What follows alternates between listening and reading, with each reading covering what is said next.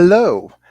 Do not adjust your television set because it is I, the virtuoso Will Cohen, filling in for hosting duties for Aaron Knoll tonight. This is my first time hosting, so I don't know what the over and under is for me completely fucking up, but we will find out later on. What I do know is that we have one hell of a match here for you. We have Jacob West, also known as Papa West, going up against Noah McLovin McCausland. Jacob and Noah had previously played each other in our Reborn tournament last year, a match that saw Noah take the big win there. These two also wrote the match between Aaron and Henry, which Henry lost. Henry's lawyers have told me that this is not necessarily a bit of a revenge, but it might be a little bit of revenge. So what we're going to do here is we're going to, instead of listen to me talk and drone on and tell bad jokes, we're going to bring in our first competitor. First up, we have, with a record of 2 wins, 3 losses, and 1 knockout, we have Noah McCausland. Noah, how are you doing tonight? I'm feeling just swell. Little annoyed, but it's just swell. Why do I have to go through this again? Why do I have to just completely destroy Papa again? I mean, I don't want to do it. Everyone loves Papa, so I don't want to just do this to him. But it's what I got to do. I've already done it. Just got to get it over with again, I guess. All right. Well, in case anyone has been living under a rock or like me who just didn't watch it, let's go ahead and talk about that match. You're entering here following a hard-fought but impressive loss against Amaru Moses, who did make it to the finals of the tournament. So if you're going to lose to someone, you might as well lose to someone who's going to be a champion. However, you do hold the win over Jacob in the previous match. So how do you feel your performance in that match against Amaru is going to help you? Like, what experiences are you going to bring to the table here for the second round for Papa versus McLovin? All I've ever done is just improve. That may not show in my record, but let me tell you those 3 defeats: Henry Sanchez, Aaron Knoll himself, and Amaru Moses. Now tell me those aren't 3 of the top tier competitors. I have 2 wins against Kevin Poss, love Kevin, and against Jacob. Let me tell you, I lost against Amaru, but just barely. We went to the blind round, and it would have been a split decision, whoever you had picked. So every time I play this game, I just keep getting better and better and better. And now I'm here to get even better. Absolutely. All right. So for now, we're going to go ahead and send you to the back, and we're going to go ahead and talk to said competitor. Also with a record of 2 wins and 3 defeats with 1 knockout, we have your 23rd favorite Papa West, Jacob West.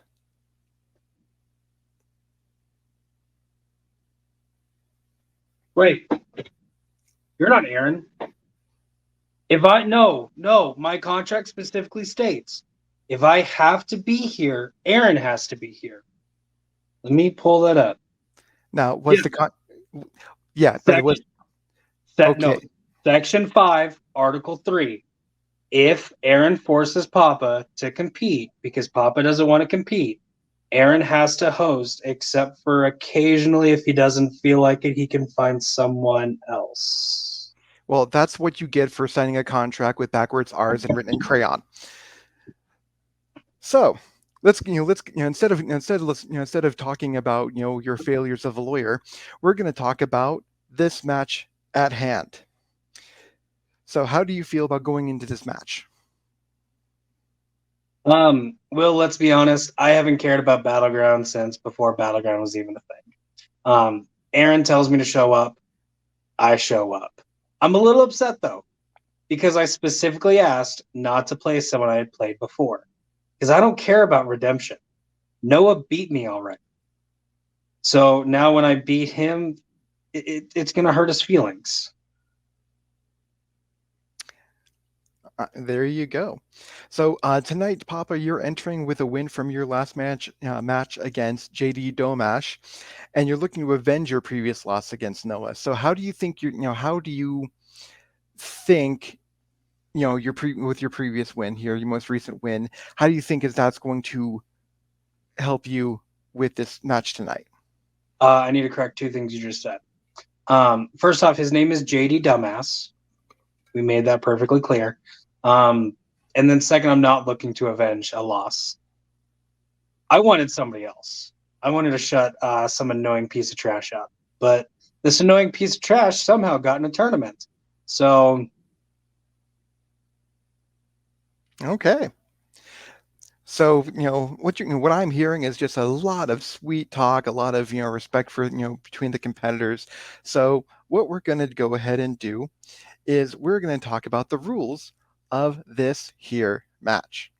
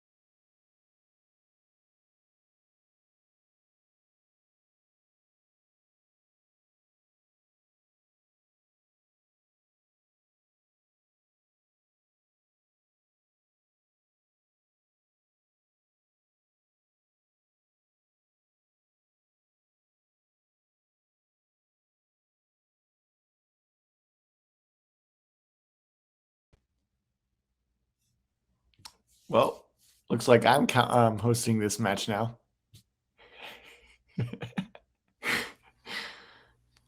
you were out of the stream the entire time. We have no idea what you just said.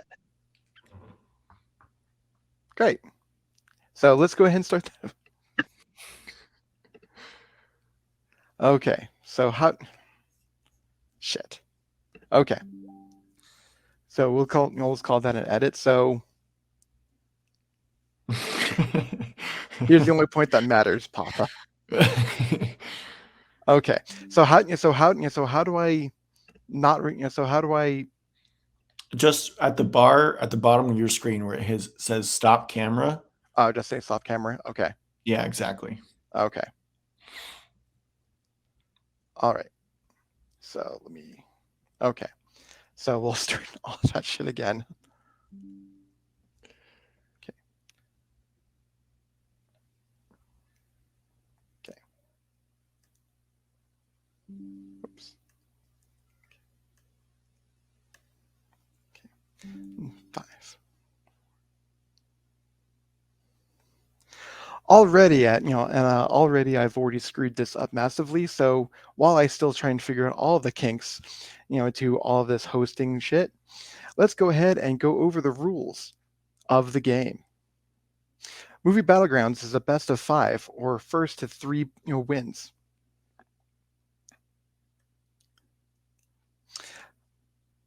God damn it. Okay, we're going to start that over again. I am sorry, people.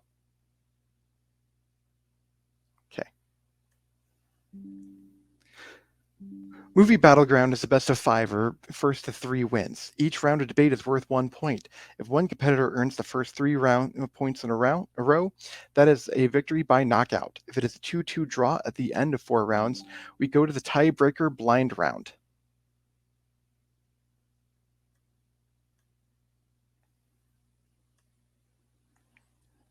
Competitors were given the questions ahead of the match and have had time to prep their answers. The first stage of a question is the 60-second opening. The second stage of a question is a 2-minute expansion rebuttal period. The third stage of a question is the 4-minute open debate discussion. The fourth stage of a question is the 60-second closing, then the three judges will be brought on screen, during which they'll give their judgment of who won the match. Backstage right now, we have three great judges in the form of Zach Shelton, Chris Diaz, and John Marr. Right now, we're going to go ahead and bring our opponents back in the stream. Gentlemen, do you have any questions before we get started? Ready to go? Do you want to show you my little fuck up counter again? No, I erased it. Oh, you I'm erased it. gonna run Okay. out of ink. I'm gonna run out of ink. Okay. Fair enough. Aaron, you will be hearing from my therapist. Just to let you know. Okay. So on that wonderful, wonderful note, we're going to go ahead and start the show. So the first question is a replay question, which means that this question has been played before. But in this particular time, this question has been played a lot of times. The replay question is, what is the best horror film of all time? Because this is shown up so many times, there were some answers that just could not be answered here. So when Joe and Chadwick played this, The Thing and the Halloween came up, and then when Kevin Poss and I had this question, Identity in a Quiet Place showed up, and then finally, when Alec and Amru played this question, Hereditary and Get Out was played. So we have two brand new answers for this replay question. And it appears that Jacob is going first as the favorite. Jacob has chosen to go first on questions 1 and 3, as he is chosen to be the favorite. And so Noah will go first on questions 2 and 4. I did not choose to be the favorite. I was given the honor of being the favorite. I don't know why. I don't want to be here. Hey, you won't be after this round. Don't worry. Thank you, Noah. All of this is just so fun. Okay, so let's go ahead and bring in the timer here. Okay, why is everyone? There we go. I do not know why this is not working here.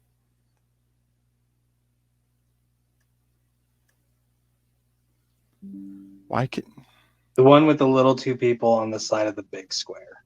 You just took out the timer. Ooh, two more. You took out the timer, so keep it there. Put the timer. Okay, perfect. Thank you. There we go. Okay, so let's go ahead and pause that. All right. Stop. Piece of shit timer. Okay. All right. So Jacob, when you are ready, the timer starts when you begin. I don't know why Aaron does this to me. I mean, I'm contractually obligated to show up. Okay, fine. Give me good questions. You know I don't like horror. I'm gonna put Papa in the match. The first question gonna be horror, and I'm gonna put him up against Noah because he doesn't want either. Whatever, Aaron. You will be hearing from my therapist. What is the best horror film of all time? You even gave me stuff I couldn't use. The Thing, Halloween, great. A Quiet Place, Hereditary, Get Out. But then I can't use James Mangold's Identity. What? Starring John Cusack and Alfred Molina? That masterpiece? Why am I here? Well, I guess I'll just have to talk about the 7th best horror film because those 6 are far superior. But I'll try to tell you it's number 1, and that is Jaws by Steven Spielberg. Best horror film of all time. And time. Okay. So Jaws is on the board.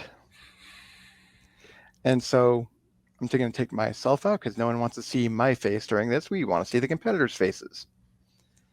So when you are ready, Noah, your time starts now.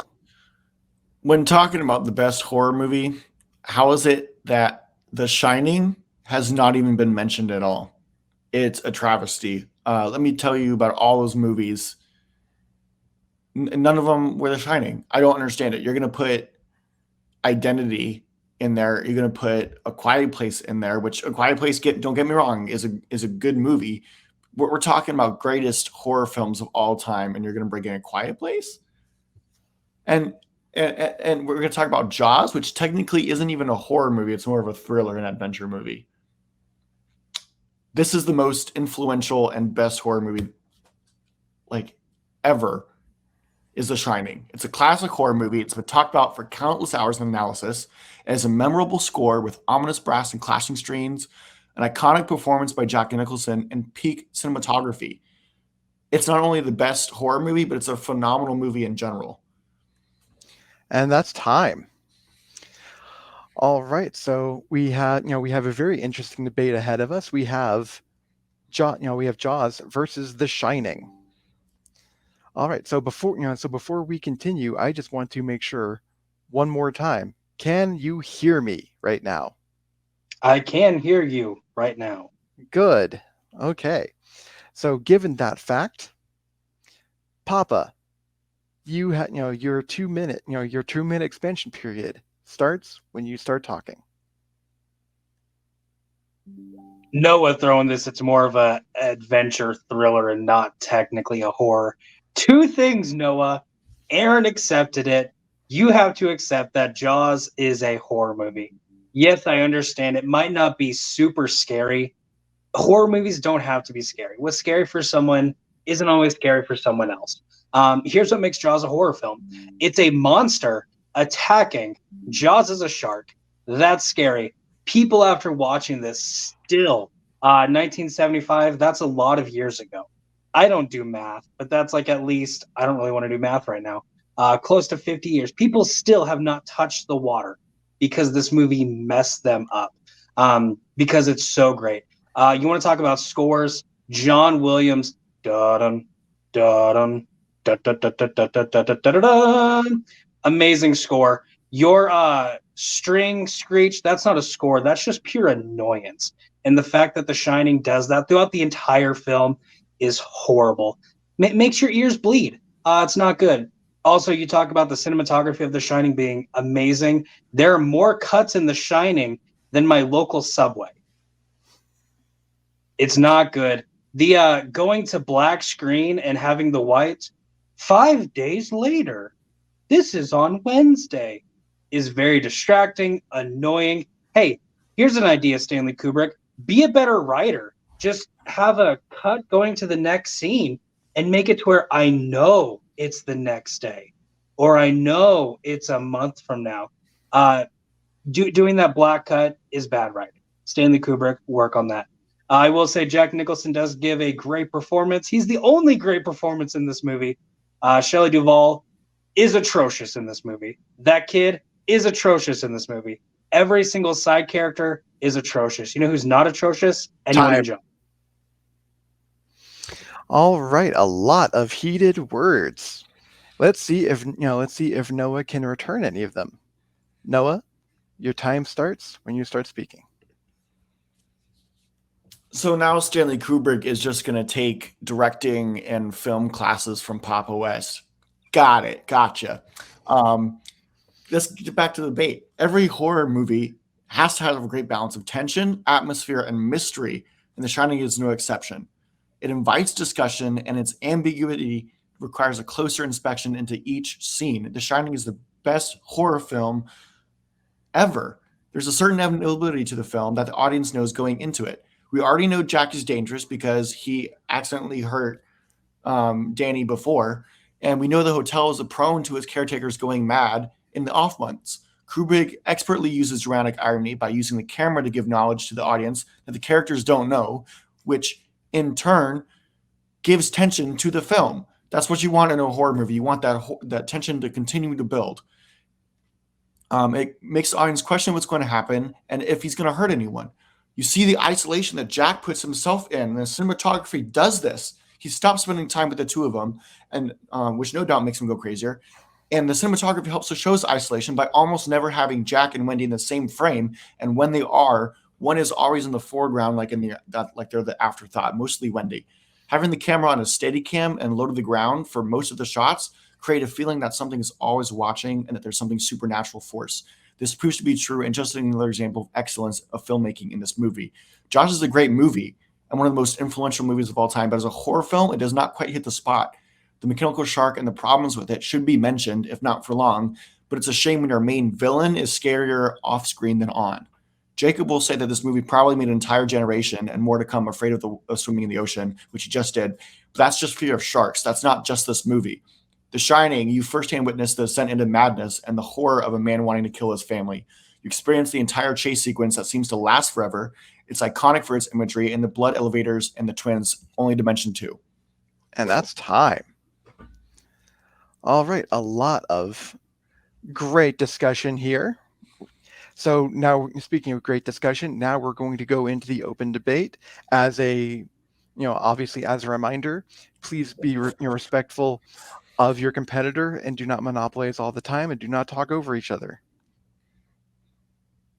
All right, so And- you say... Oh, sorry. I haven't, you can see the timer. Everyone else cannot. Yes, we can. Thank you for saying that, Will. Now everybody can see the timer.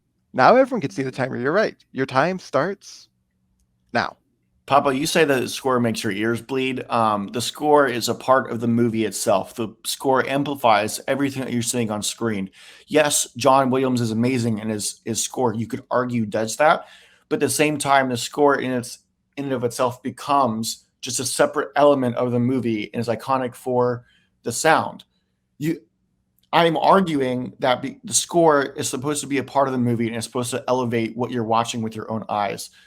I mean, I'm not saying John Williams is not good, but it doesn't further Jaws Noah, more than the score furthers it. A score amplifies the movie. It draws you into the movie. When in the opening credits of the movie, like the movie has just started, you hear the string screech. Like, I'm uncomfortable in The Shining. That's what it's supposed to do. Not because of what I'm watching. It's because of what I'm listening to in the first 3 minutes. That's what it's supposed to do. That's what not in the first 3 minutes. It's supposed to give you a feel and the tone of the entire movie, and that's exactly what the score does. You just said it yourself. It made you uncomfortable. No, it's supposed to make you uncomfortable towards the end of the movie. It's supposed to build. It's called a crescendo. I did band for 7 years. I know you don't start off bam, bam, bam. You build to that. And I did orchestra for 7 years as well. Don't come at me. The Shining doesn't build to anything. It punches you in the face when it shouldn't. It would have been amazing if you have that light build in the music up until we get to him being alone, and then you start seeing the screeching when all the weird stuff's happening. That would have been great. But no, they did it the entire time. I was uncomfortable with my eyes closed. That's not what a score is supposed to do. The score in Jaws amplifies it. It keeps you on the edge of your seat. You know the shark is coming, even though you can't see it, which who cares if they were having issues? They were able to overcome their issues, which, hey, that makes it a better movie. Thank you for that. And it's also great to know that you are reading from a script when in your 2 minutes you ended with saying, Papa's probably going to say that it affected generations when I just said so that. now you're going to personally come after me for how I debate. Great. That's a great way of debating when you have nothing further to say about your own film. Okay. I've already said what I had to about the score, but my movie is great because of all the fan theories that spark from it. It provides discussion. It influences discussion to be had about the movie, which is something that makes the movie great. Because this film is so mesmerizing and it's so open-ended, there's so many fan theories that become of it because all the details that Kubrick puts in there, all the thematic statements that he puts in there, there's so much to take away from this movie on repeat viewings. Yeah, all the fan theories, all the great details, the fact that we only see 3 weird things happen in this hotel when he could have done so much more. It would have been Oh, so much better. I'm not talking about all the weird shit that's happening. I'm talking about the subtle imagery that you have. You see all the knives when they're in the kitchen hanging right above Danny's head that are framed, that are blocked right above Danny's head, picturing him in danger. Yeah, It's stuff like that that makes this you movie know, watchable. you don't have fan theories about Jaws. You know why? Because Jaws is a perfect movie. You don't have to theorize what happens later or why this happened or why this happened.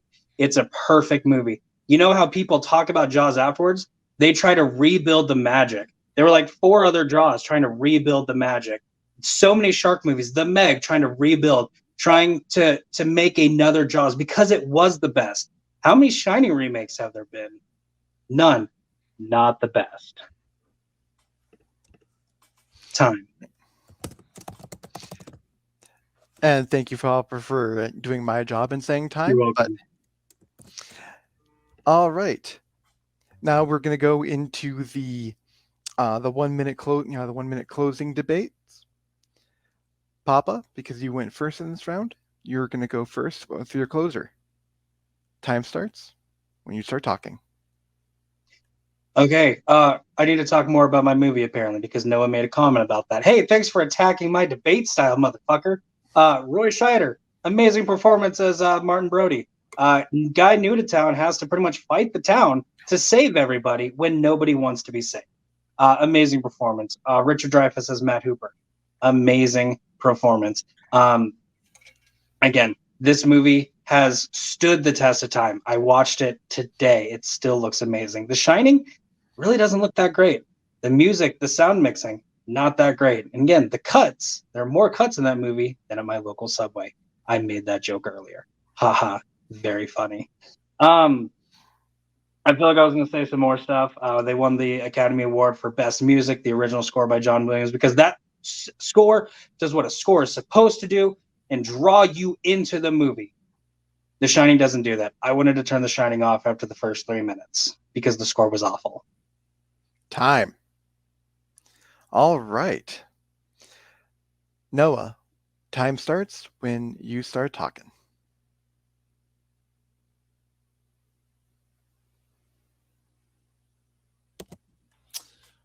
Papa says that his movie has remakes and everything like that, which are garbage. But if you are truly a work of art, no one should ever have to remake you or try to remake you. Instead, there should be references to your movie, which there are numerous references. Ready Player One to name one, Toy Story to name another.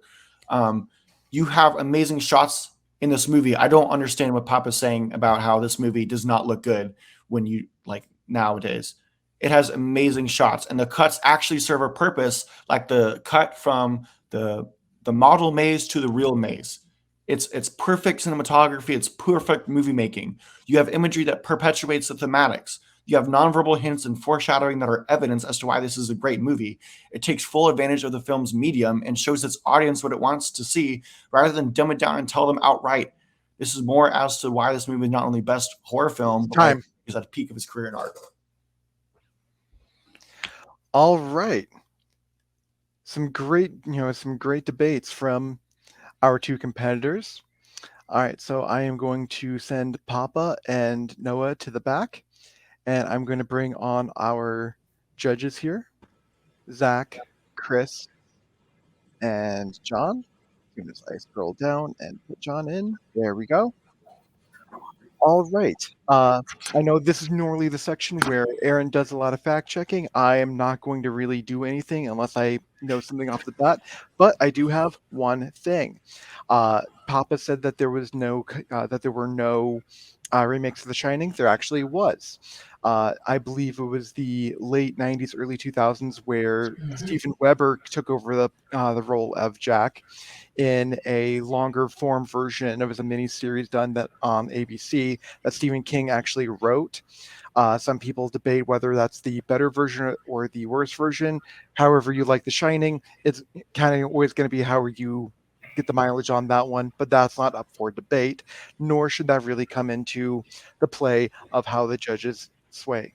That shouldn't sway the judges at all. We're going to first go over to Zach and see what he says. Please try and keep it under 90 seconds. So I went with Noah on this, and I feel like Noah just gave more examples and more different categories of why this was a great horror movie compared to what Papa said about his movie. So I went with Noah. All right, so that's 1 point for Noah. Chris, the floor is yours. Yeah, this is an entertaining debate, by the way. That made me laugh a lot, but I went with Noah. He really pointed out all the examples, whether the music, whether the imagery, whether the little foreshadowing, how popular it was. I think Jacob that let's see talk about John a little bit more and brought out more examples. I see Noah that went home. Despite I went Noah really going into the performance things a little bit. Noah did be anything else. Okay. All right, so that gives Noah the 1 point in round one. John, we will go ahead and save you for round two here. So we're going to go ahead and move Chris and Zach to the back, and we're going to bring in Noah and Papa for the next round. Good round. That was a very, I can say this for sure. That was a very, very good debate, like what Chris said. And so we're going to go on to question number 2. Now, in lieu of, yet another, and I do have to stress another re-releasing of Avatar in the theaters, our next topic is going to be none other than James Cameron. And so the question posed here in round number 2 is which James Cameron film would be the most successful if released in the modern era? However, the competitors debated. We have two different, each competitor has chosen their answer, and they will be debating that now. Noah will go first on this round. Let's go ahead and bring in the timer. Let's go ahead and take me out of this. And Noah, time starts when you start talking.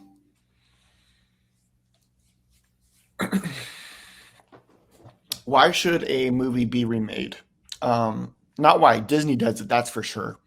Disney remakes classic films that almost entirely just are the same, just live action instead. The only reason why a film should be remade is to improve upon it and to fix errors that were made and to put twists on the film. True Lies is the only choice of a James Cameron movie to remake. With casting, script, and director errors the original had, it makes the perfect movie to remake that would be perfect for today's standards. But would anyone dare recreate The Shawshank Redemption or Goodfellas? They may be elements borrowed in plenty of other movies, but they are perfect in their own right and should not be touched. True Lies would be a very successful movie today because of the genre of self-serious spy movies, a more lighter touch that would be needed. Compared to what my opponent chooses, which is perfect in its own right and a good movie by itself and doesn't need to be remade. I'll get into why. Okay, that's time. All right, Jacob. Time starts when you start talking. My 3 judges, the millions and millions of people watching this movie Battleground at home. Noah does a great job of reading whatever he is reading. I can do that too. Contrary to popular belief, I can in fact read. What James Cameron film would be the most successful if released in the modern era says absolutely nothing about remaking it, taking this movie from its time to today. Obviously, the answer is what does James Cameron do well, and that is sci-fi. There's a reason Avatar made billions and billions of dollars because James Cameron does one thing right, and that is sci-fi. That is building an amazing world, having great not set pieces, but CGI. The Abyss should be released today, not re-released, not remade, released. And that is time. All right. So before we go into the Before we go into the 2-minute expansion, I do want to speak directly to the judges as well, and do emphasize what I emphasized earlier, and is that the competitors are allowed to interpret the question as they see fit. So that's all. That's all I'm going to say on the matter from here. Noah, your 2 minutes starts when you start talking. Papa is entirely correct when he's saying that the question is released in theaters. I, however, am going to pose it just as Will said of my own interpretation about it being re-released or remade, and say this: The Abyss does not need a remake, and it would not be as successful today if it were released, as Papa is saying. First of all, it's already a beautiful movie. The cinematography is one of the best things about the movie. The camera expands upon the claustrophobia, wonder, and emotion of this movie effortlessly. The practical effects used in a time where special effects were not up to as par still hold up and look incredible today. And to go into what Papa's interpretation of the question is, if it were released today, it would rely too heavily on special effects, which would hamper the movie. This movie is great because of the practical effects used in it. It's clear to see the groundwork that James Cameron lays in this movie for his future films. Speaking of James Cameron, his other movies, what is he known for? Special effects, world building, and aesthetic. Things he does perfectly in this movie. There's mystery of the alien species and beauty that goes into their design. The ocean is the setting that Cameron's playground for set pieces and scenes that would only render the remake unnecessary. True Lies would be a more successful as a movie today because of it has problems it needs to fix. And if it were just released, not remade, it'd still be as successful. You're talking about a movie that is a spy movie, but also a romantic kind of comedy spy action film with things blowing up. That would be perfect in today's oversaturated, self-serious action films, like spy action films. So The Abyss would not be as successful as True Lies would be. The first one was already a good movie that would continue to annoy audiences with pointless remakes, while True Lies has the potential to be more entertaining and more successful movie because of everything that could be improved upon. Time. All right, Papa, your 2-minute expansion starts when you start talking. All right, Noah, you want to talk about interpretation? Guess what? The Mormon religion exists because someone interpreted something. They interpreted it wrong, but they interpreted something. So if you want to take this question of what film would be most successful if released today, and you want to interpret it into whatever you want to interpret it to, have fun doing that. You can interpret it however you want. I am physically reading off the words of the question. It says, released today, what would be most successful? There's about 2.847 billion reasons why The Abyss would be successful. Fun fact, that's the box office of Avatar. If you want to talk about remaking an Arnold Schwarzenegger movie, Total Recall happened. That was a remake of an Arnold Schwarzenegger movie. That didn't go well. So what makes you think True Lies would go well? Better premise? Well, it was sci-fi. It was supposed to work. Okay, well, even if we released it, just took the movie, I'm sure that Jamie Lee Curtis strip scene would go very well today. Did you hear the sarcasm in my voice? Because it was supposed to be sarcastic. But also, Arnold Schwarzenegger's not selling tickets as much, not putting out great stuff. Killing Gunther, I don't know what that is. The Game Changers, Vi 2, Journey to China, Kung Fury 2, Terminator Dark Fate. If you release it today, it's not guaranteed to be a good performance. Plus, there's a lot of spy movies going on. The Mission Impossible franchise, it's just another spy movie. The Abyss, however, pretty underrated movie. I realize that is not the question, but yes, Noah, you are right. It is a beautiful film. Would I fix anything on it? Yeah, I'd make it a little bit lighter. It's hard to see, and I realize, you use the darkness because it's in the ocean, and the ocean is dark. I realize that Alien vs. Predator Requiem is really dark. Well, it's shot at nighttime, so it's supposed to be dark. Now that's way too dark. The Abyss, a little too dark. Other than that, I wouldn't change a thing.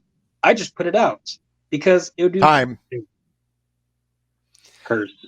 All right. So I heard a lot of things, including the fact that Papa does not want to know what my opinion of the true the Total Recall remake was.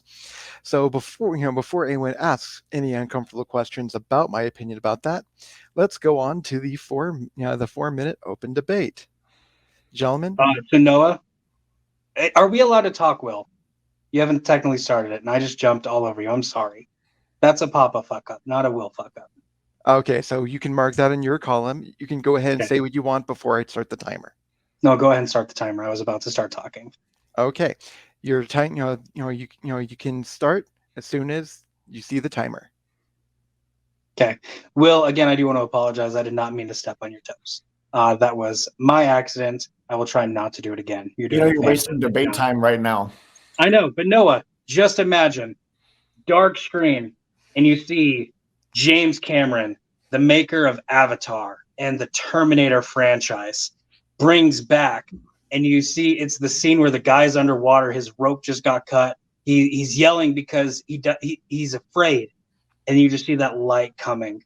And then it turns the camera over so you see this weird alien creature through the reflection of his visor.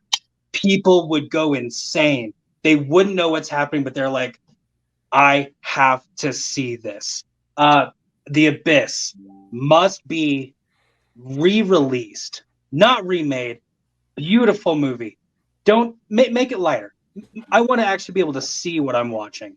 Okay, Perfect film, but it needs to be seen today in theaters. If you're saying you're going to re-release it, it wouldn't be as or remake it, it wouldn't be as successful because people have already seen the first one. If they're going, they're re-releasing. You talked for a minute. You talked for a fucking minute. You're gonna let me talk. Well, you're making stupid points. You're gonna say people are gonna see it. They've already seen it. It's already a really good movie. Oh, just say make it lighter. It's already a good movie. Why would people go see a remake of it? True Lies is going to be a great remake because it has problems with it already, and you're just going to make it better. You're going to fix those problems. James Cameron is not the one to direct a spy action romance comedy kind of movie. But if you remake it or re-release it, it's still going to be a good fit. If you remake it, you're going to get a better director, you're going to get a better script, you're going to get a better main actor. If you re-release it, or if you release it, let's say today, it's still going to be a great pick. It's still going to be successful because you have too many spy movies these days, like Mission Impossible, like the Bourne series, that are just too self-serious and too dark and glower. And you're going to put in this one-of-a-kind movie that's it puts something much needed into the genre, which is a lightheartedness. There's some romance into it. The Jamie Lee Curtis strip dance scene, I think would go very well. Everyone would be like, there we go. She's just showing body positivity.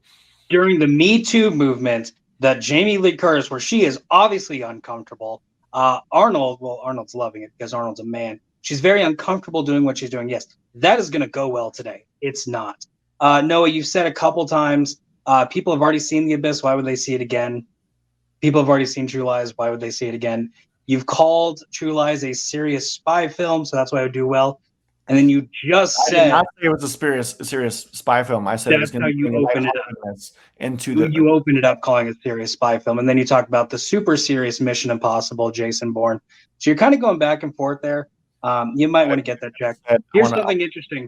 Noah, have you ever heard the term of you have to watch that film in theaters? It's a yes or no question. Have you heard that term? I plead the fifth. Okay, that means yes. For y'all at home, if you plead the fifth, that means you're guilty. The Abyss is a film you have to watch in theaters. Why? Because the sound's amazing. The effects are amazing. You have to watch that movie in theaters. Oh, wait, it came out in 1989. I can't watch it in theaters. Oh, hey, we're going to release it today. It's going to be super successful. Not this run-of-the-mill spy film. Maybe featuring Arnold, maybe not featuring Arnold. I don't know, because I don't know if it's a remake or re-release. The Abyss, re-release, super successful. $2.5 billion. Okay. So some very, very, let's just say, spirited debating going on here today. So let's go ahead and wrap this spirit up. Noah, as soon as you see, as soon as you see the timer, or there's the timer. Oh, okay. Give you a couple extra seconds there because that started before I wanted it to. Noah, I will restart the timer once we start talking. Papa said the film was underrated, which I completely wholeheartedly agree with. Um, it's one of the lower known films, maybe the least known films in James Cameron's repertoire. And if it were re-released or released today, I don't think a whole lot of people will go see it. It wouldn't be as successful because they're like, what? The Abyss? What kind of movie is that? That sounds like a boring underwater movie, which I agree they should go see it. It's a great movie, but they wouldn't because it's not as known as his other stuff. True Lies, it's got some problems, but if you remake it, it's going to be a whole lot better. If you re-release it, it's still going to be still going to be successful because it's going to bring a lightheartedness to the genre that it's much needed. First of all, you get to see Arnold Schwarzenegger kicking ass again, which the other movies that he's been recently haven't really been his problem. It's more like the writing and the directing, not his problem. And time. All right. So, Papa, as soon as you see the timer, you can begin talking. Give me 1 second before you start my timer, please. I need to plug in my tablet. Okay. Let's see if I can. I didn't want y'all to be like, oh, Papa's doing a great closing. He's going away from the camera. I wonder what he has planned. Nothing. I just need to plug in my devices. So Okay.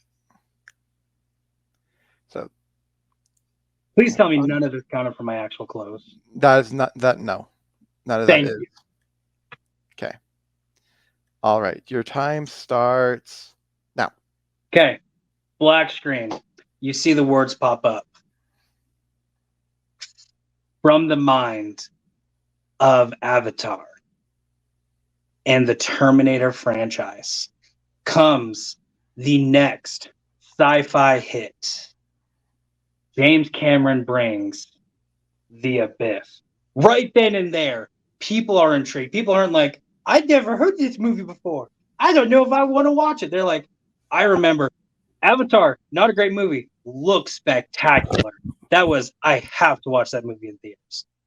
The Abyss, I have to watch that movie in theaters. I don't even care how good it is.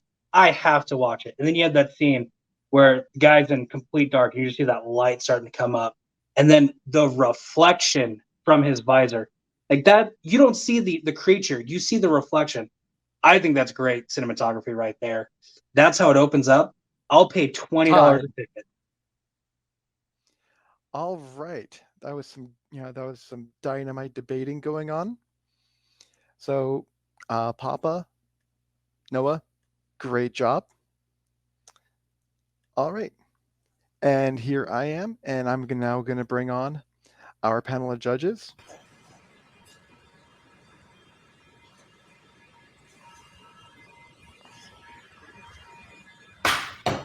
Sorry, I am not as quick as Aaron is on these. Okay. Okay. Okay? So, no, that's exactly where I wanted it to be, actually. All right. So, Chris, try and keep it under 90 seconds as much as possible. Who got your point and why? So that opposite that I went ridiculous this time. I thought he had a picture more with me with the Abyss and why it would be more successful using the imagery and everything, despite some of his planning both millions. All right. And John Marr, floor is yours. How's it going? I'm actually Richie Bad Square Mile, so you have to make sure you refer to me as Richie Bad Square Mile. Okay.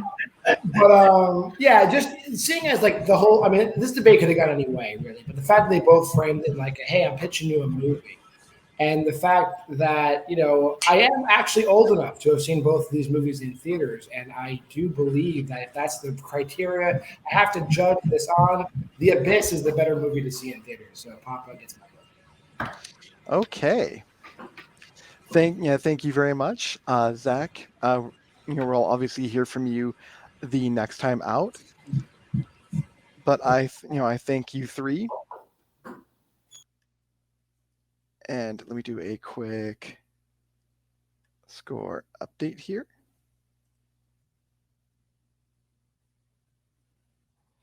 as we bring in our two competitors. If I hadn't misread that question, I probably would have smoked you hard on that one. But I'll give that round to you, Papa. So are you going to say you misinterpreted something, like Yeah, I the misinterpreted. Mormon religion? I hate you.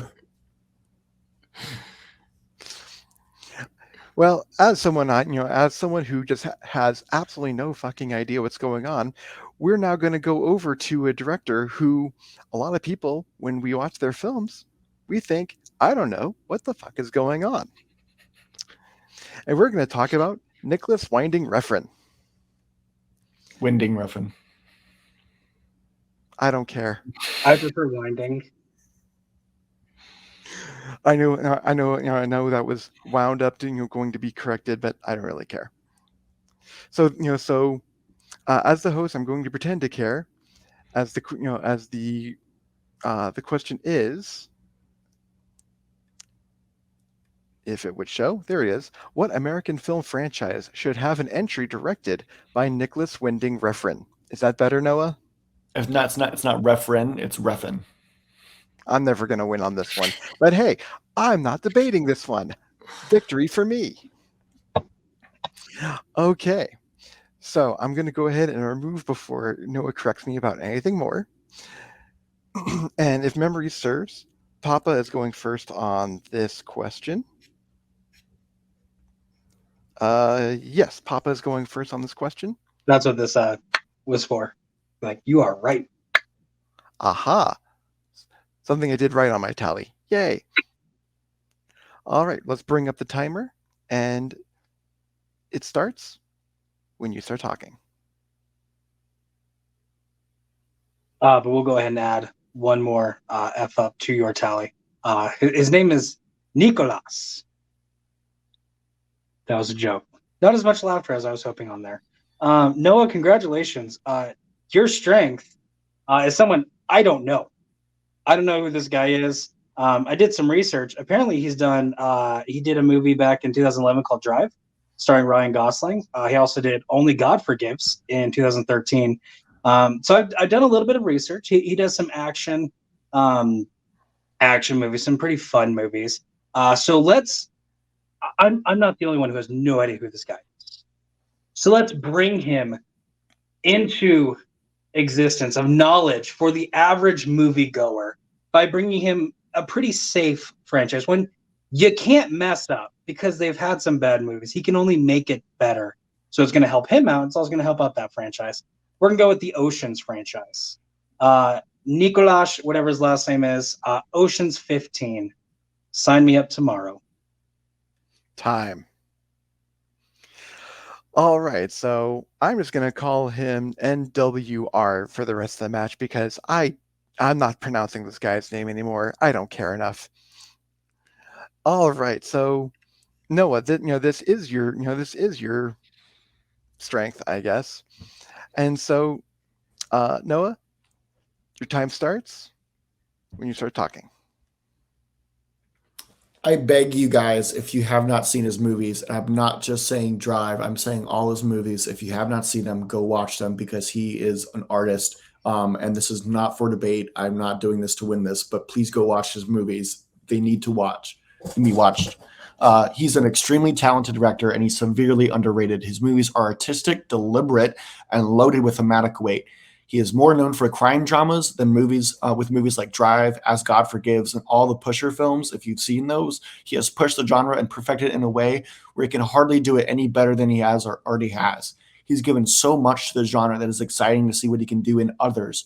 We see sneak peeks of what he can do in films like Valhalla Rising and Neon Demon, which Neon Demon's amazing, by the way. The franchise needs him the most, and one that the world needs him in to direct an entry in is Star Wars. His heavy imagery, symbolism, and pure cinematic spectacle would save Star Wars franchise and give it a much needed breath. All right, we're just getting the title in there right at the nick of time. Good job. All right, so Papa, when you are ready, your time starts when you start talking for the 2-minute expansion. See, it's funny because he said nick of time because the guy we're debating, his name is Nicholas, also known as Nick. I understood the joke. Way to go, Will. Will, are you a dad? You don't have to answer that. I know for a fact you are a dad. Noah, I am loving your choice. Yes, let's take this person who people don't know who he is, and let's throw him in the most hostile fan base ever. Where if the film is not what the fans want, the fans will crucify him for it. And guess what? The fans don't even know what they want because the fans are so split at the moment. Would I love for him to do a Star Wars movie? Yes, everybody should do a Star Wars movie, just not right now because Star Wars, I love Star Wars. It's great. I'm going to get a Star Wars tattoo right here one day. It's not today. They are expensive. Star Wars needs to fix something, and that's not by bringing in an unknown director to do anything. That's by figuring out what they want. Let their fans figure out what they want. And hey, they're doing TV well. Let's stick with TV for a little bit and let's put movies off to the side because everyone wants to be Empire. No one can be Empire. That being said, the Oceans franchise. Hey, you just said he's known for crime dramas. You can throw crime drama into the Oceans franchise. His most well-known film of Drive. Hey, you can have aspects of heist films, of the driving, of all this crime stuff going on that we have seen in Drive. I haven't seen him do sci-fi. I'm not going to put the most well-known sci-fi franchise into his hand just for him to fail because of a hostile fandom. Because then we'll never see him again. And I don't know about you. I want to watch him again because I want to know who this guy is. So let's do Oceans first. And that's time. All right, so we have two very, very different franchises being debated here between the Oceans franchise and Star Wars. It could get bloody, but let's find out because that's what we're here for. The 4-minute expansion starts. It's not the 4-minute. I still have my 2-minute. Oh, you still have your 2-minute. I'm sorry. That's another one in the column, isn't it? Yes, it is. All right, so Noah, your 2-minute expansion starts when you start talking.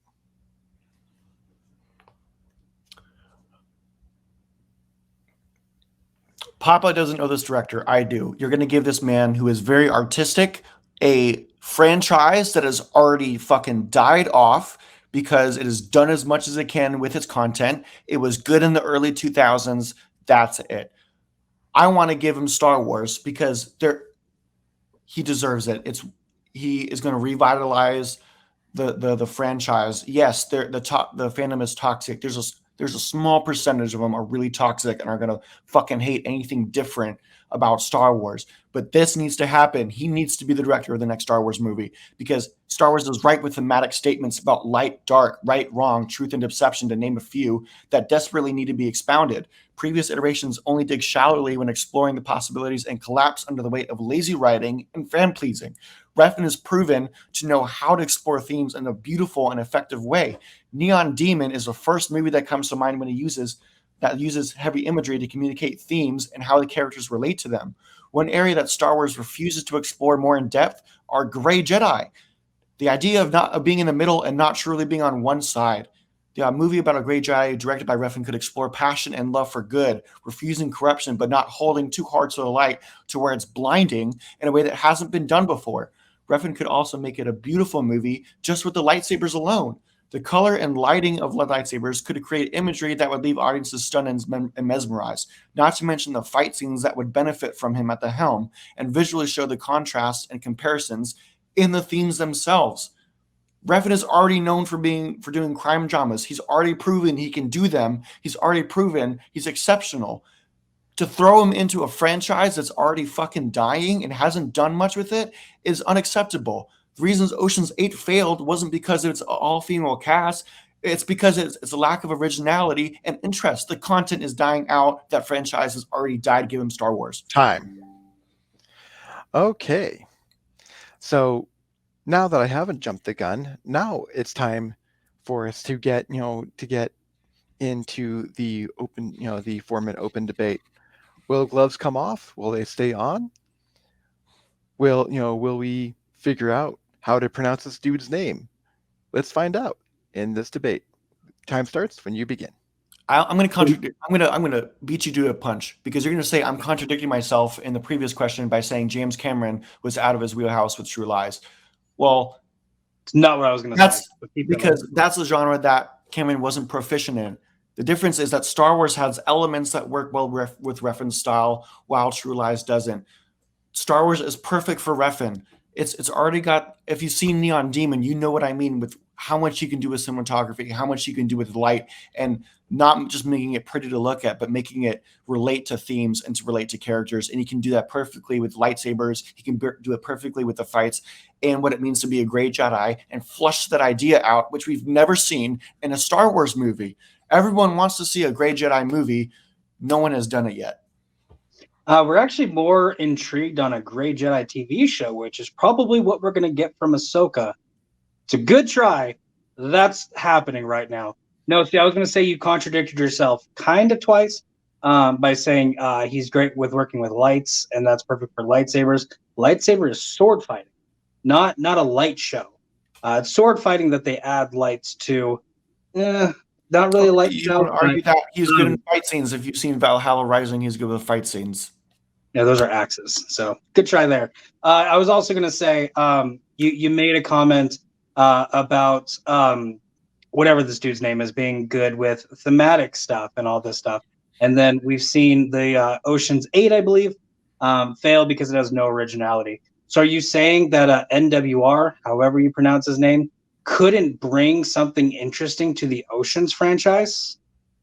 I think there's nothing left to explore to that genre. Oh, it's a bank heist about a casino, which we've already seen multiple times. You could rob anything. Rob a restaurant. That would be cool. Rob like the biggest McDonald's. That would be interesting. Or who is begging him to revitalize the Ocean's franchise? Who is saying we haven't dug as much as we can out of this?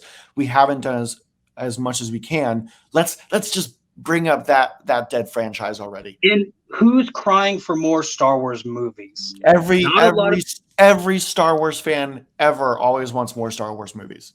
No, see, people are like, oh, Star Wars movies will be fine. Oh, wait, The Rise of Skywalker happened. Ooh, Solo, a Star Wars story happened. No, Star Wars fans to prove that Star Wars fans, yeah, because The Rise of Skywalker was so successful financially. It wasn't because, hey, let's put Star Wars on the back burner for a little bit because you need to figure out what you're doing. And what they're doing with TV shows, I think is going to be amazing. I would much rather see him do a Grey Jedi TV show, not a movie. If we're looking for TV shows, we're looking at the way that the Marvel TV shows are going, and I'm not very excited. It started off great, and it's been a very steep decline. I'm not excited for a Star Wars TV show then. Okay, dumbass. Look at the Star Wars TV shows that we have gotten. Kenobi and Mandalorian, fantastic. Everything Clone Wars, fantastic. Rebels, I love Rebels. Marvel didn't do well. It's not Star Wars. You mean Book of Boba Fett, which was just secretly the only episodes that were great were the Mandalorian ones? You're talking about that show, right? Show out of 10. Amazing. Star Wars is doing great TV shows. Obi-Wan wasn't as strong as everyone thinks they are. Obi-Wan was amazing. You shut your whore mouth. The only great episode was the last one. What franchise should he direct? I think he should direct Oceans. I think if he is able to bring Oceans out of obscurity, if he is this great director that you say he is, let him prove it. I'm not ready to give him Star Wars yet because I don't want him to get crucified before he's known. Time. Okay, so that was about as heated as to be expected when talking about these two franchises. So let's go ahead and close this round out. Papa, because you started out the round, you're going to close out the round first. And your time starts when you start talking. Okay, I'm sorry, everybody. I can't pitch a movie because it is not my job to pitch a movie. I'm a fan, not a director or a writer. But what I can say is, hey, you can have a heist film that is not robbing a bank. You can rob a corporation. You can rob anything. It doesn't have to be a bank. Yes, we've seen banks. Ooh, hey, bank heist. Watch Flypaper. Great movie. That being said, John, that was for you. Let's give him the Oceans franchise because I don't know who he is. Most people do not know who he is. If he can make the Oceans franchise relevant, then I will say he's a great director. And then I will watch all of his other movies. But I cannot be excited for a guy I do not know. Whatever your name is, Nicolas, make yourself known. Make Oceans great again. And watch Flypaper. It's a great movie. And time. All right. So, Noah, time starts when you begin for your 1 minute closing. Your own ignorance to this director and his movies does not make an argument for you. Stating that you don't know who this guy is doesn't make it a good argument for you. You need to see his movies. You need to see what he's capable of, and only then can you understand what franchise he should be a part of. Giving this a director this talented and this amazing at showing thematic statements, and not only his characters in the actions that they do, but in blocking and placement of the camera and the movements. You're going to set him up to fail if you put him in the Oceans franchise. One, because it's already dead, but there's nothing interesting to explore thematically. There's nothing interesting you can do with that anymore. You know what is? Star Wars. There's so much more that we haven't explored when it comes to Jedi, when it comes to Sith, when it comes to Grey Jedi, and we need him to direct that movie. Time. All right, that was some great. There was some great debate from both competitors. All right, so thank you both for such a great round. All right, and I am going to bring on the judges.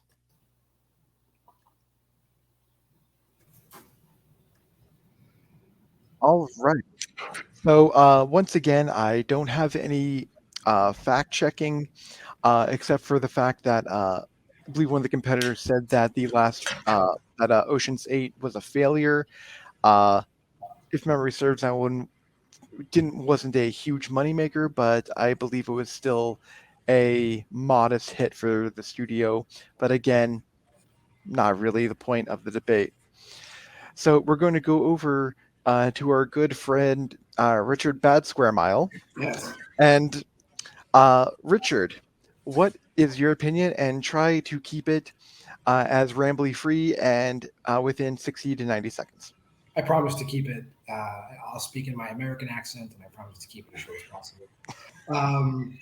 As much as I love Papa bringing up Flypaper twice, that great movie that only he and 5 other people have seen, and I appreciate that. And I will get around to that sometime in the future.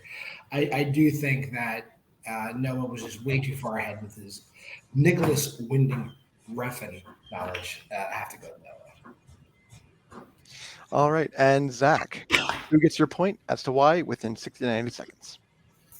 I actually went with Pop on this one. I just felt like his point about a director that not many people know, and you basically want to throw them to and be a sacrificial lamb to the toxic fan base, and how maybe a lot of people don't need Star Wars right now, and maybe try to rejuvenate the Oceans franchise. Those were good selling points for me, so that's why I went with Papa. Excellent. Thank you, Zach. And Chris, now we have the 1-1 tie. Chris, you are our deciding factor. Please go. No, on this one. I feel like he went more into why he's a director of what we're talking about, type of visually, type of thematically, all of that. And someone who actually think one of movie, he painted a more bigger picture, and he bring out why he would have worked well with Ocean and Tony franchise. All right. Thank you everyone for that. We will see you all in just a little bit. And we shall bring in the competitors. Please, I beg you guys, please go see his movies. Papa, go see his movies. He has some amazing work. Go see his movies. Yeah, right. So we had some great debates about some great directors, and some very interesting franchises. Now we're going to go in a completely different route. We are going to talk about some sports, specifically some sports comedies. So the question posed in question number 4: what is the best sports comedy of the 1980s? And Papa put on a very special hat for this. Is the one who's going to be going first in this round. So Papa, Add another fuck up. I'm going second, dumbass. yes, and we're probably up to at least 15 now. So you're right. Noah is the one going first in this round. So Noah, time starts when you start talking, and save me from myself.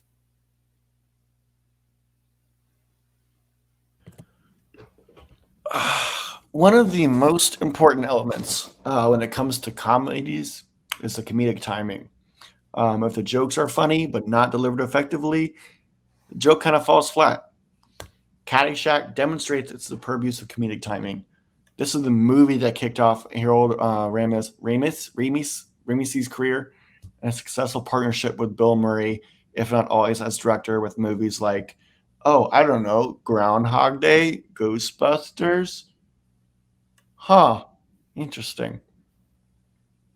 Anyway, although Dangerfield, Chase, and Murray could definitely use more screen time, their involvement was originally meant to be mere cameos, especially considering how much of the film's improvised.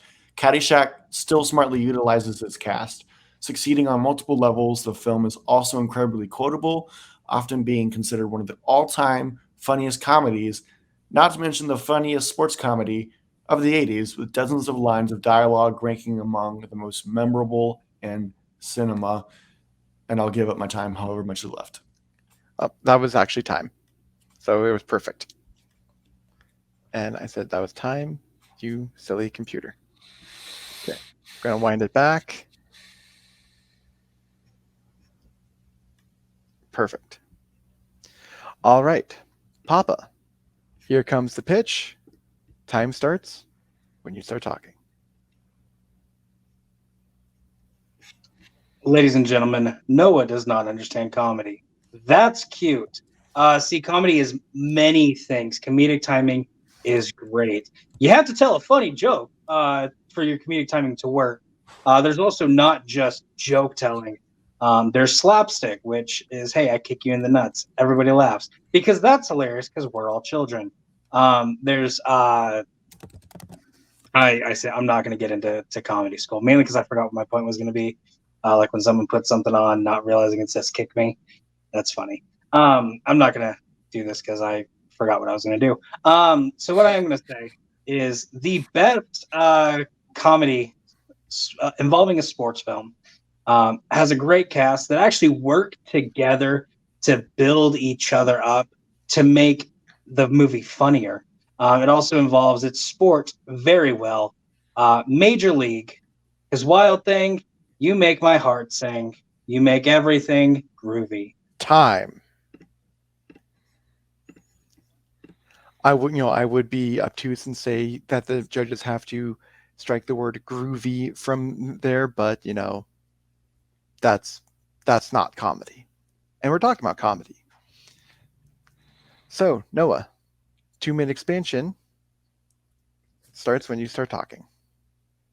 Papa is indeed correct. You need to have comedy and jokes in a comedic movie to make it funny, but you also kind of need comedic timing. Guess what? Major League doesn't really have too many instances of these coming together or instances of any of these at all. But Caddyshack does. Caddyshack has great writing, but also great improvised lines. Not only is this movie one of the best golf movies, but it's one of the best sport comedies ever made. I'm not going to talk about Tim Cup. I think it succeeds for 3 reasons. The first, that its formulas of ordinary, everyday misfits clashing with the evil establishment is still relevant. And anyone who loves this movie most certainly qualifies as a misfit. Secondly, it has an incredible roster of comedic talent. Finally, and most importantly, it never seems eager or desperate to make you laugh with cheap jokes. It never tries too hard and never bashes the audience over the head with a joke. The movie has the attitude that we're having fun and you're invited to join in if you want. With Bill Murray, Chevy Chase, and Roger Dangerfield, not only will you get great comedic performances, but hilarious improvisation that creates memorable scenes and quotes. Oh, like the line, "You take drugs, Danny, every day. So what's the problem?" I don't know. That's pretty fucking funny when you hear it. It's not funny when I say it because I don't have that comedic delivery. But you also have lines like, "It's a bit harsh," when Bill Murray is talking to the dude when he's smoking. It would not be the same or nearly as funny if it wasn't for Bill Murray giving the life that quote needs. Major League does not have as good of a delivery, and even material as Caddyshack does. And in fact, it kind of makes fun and is kind of offensive to some religions in there, Christianity being one of them. It has moments, but also has long, slow stretches where you feel like standing up and wandering around and maybe going out and hunt up a beer. That's fine for baseball, but not the way movies are supposed to work. That's time. All right, that's some great debating going on. Papa, time starts. You start talking. Noah said 3 things make this movie great. The first one is that it's relatable today because it's about being against an evil establishment. This film takes place at a golf club where everybody is rich. Chevy Chase is a professional golf player. They are rich because of the establishment. The only one who's anti-establishment is Bill Murray's character because he works for the golf club and he doesn't want to be there.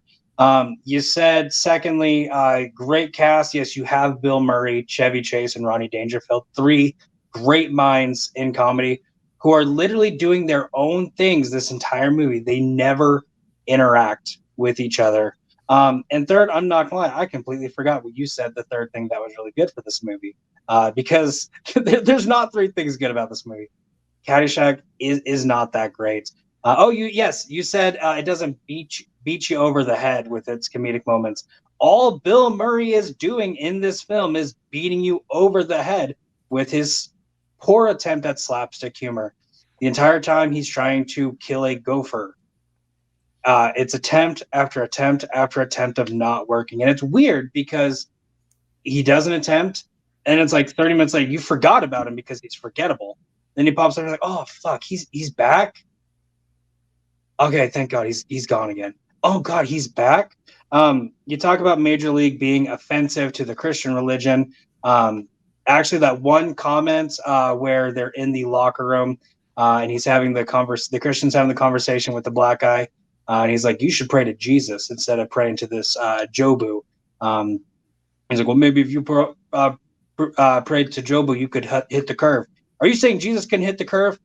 That's hilarious comedic timing. A lot of Major League is comedic timing. Situational humor is what I was thinking. When Charlie Sheen has to wear big glasses so he can see and pitch. Time. That's hilarious. All right, some great debating going on here today.